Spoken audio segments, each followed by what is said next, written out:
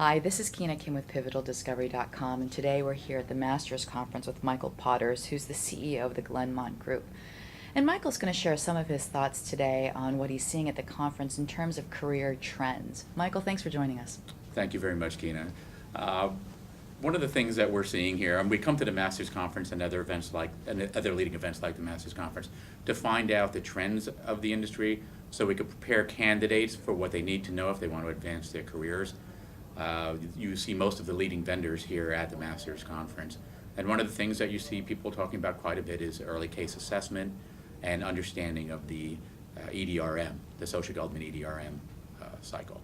I would recommend to anybody looking to advance their career in this industry to have a firm understanding and a grasp of not only electronic discovery, but the EDRM and the Sedona principles.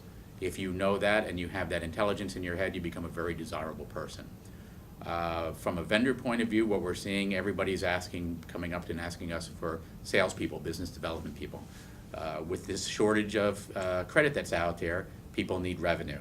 So if you are a successful salesperson that has had a very successful path at the last few years, no electronic discovery, no the EDRM, no ECA, no computer forensics, were successful in your last position for the last few years, you're in very, very high demand on salary, high demand on commissions.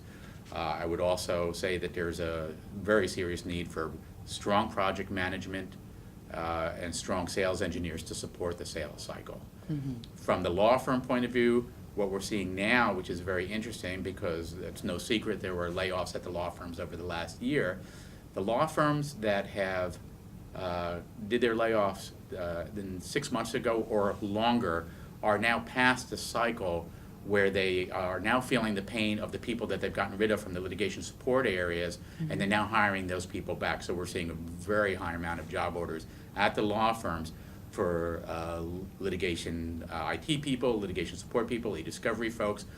But again, to be clear, it's at the firms that did their layoffs 6 months ago or before. The ones who have done their layoffs more recently, they're not ready to be hiring people back in that area.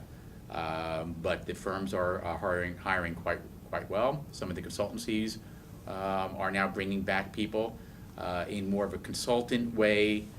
They define business development a little differently. It's a higher based salary for their people with very low commissions, but it's a more thought leader, expertise point of view. Mm-hmm. They tend to want people who have their JDs and have a business acumen behind them.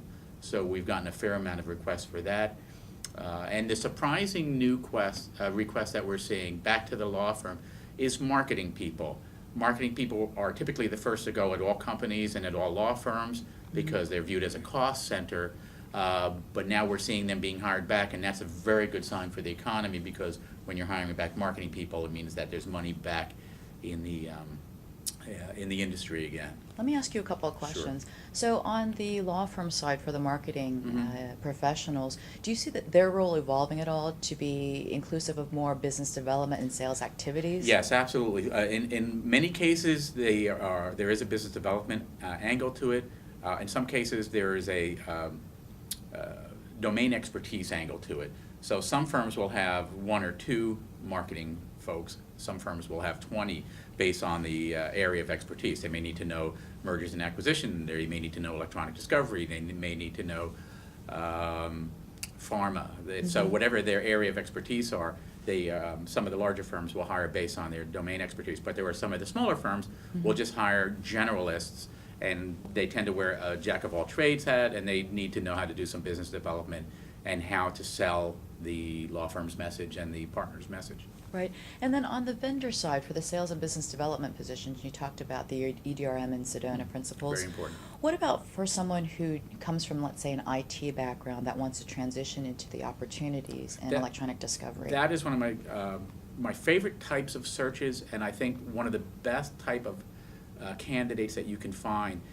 IT professionals who want to go into business development will end up being extremely successful. If you know technology and you know how to do sales, you can pretty much ask for your own dollar amount. That's how desirable they are out there. But how do you break into that? Mm-hmm. You break into that by becoming a sales engineer which is a sales support position. So the sales engineer effectively parks themselves in the middle of the whole organization. They support the salespeople, generally to keep them honest. So as the salespeople are making promises, the sales Right. engineer are actually making sure that they can implement what they're promising, and that there's a credibility factor that makes the clients happy.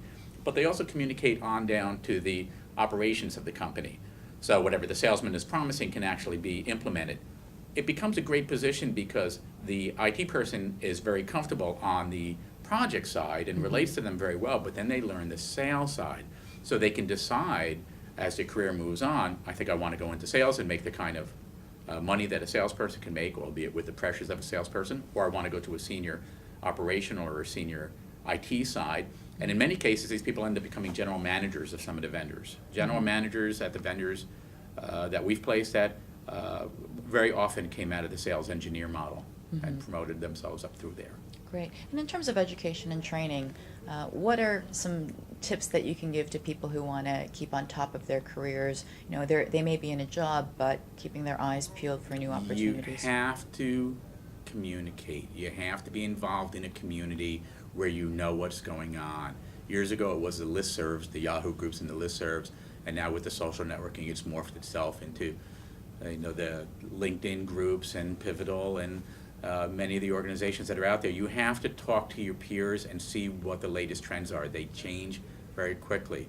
You also have to read white papers. So you have to, that's why I always have our candidates go on the EDRM site and see what the EDRM is promoting and talking about, get their white papers, go on the the Sedona Principles site and see the Sedona documents.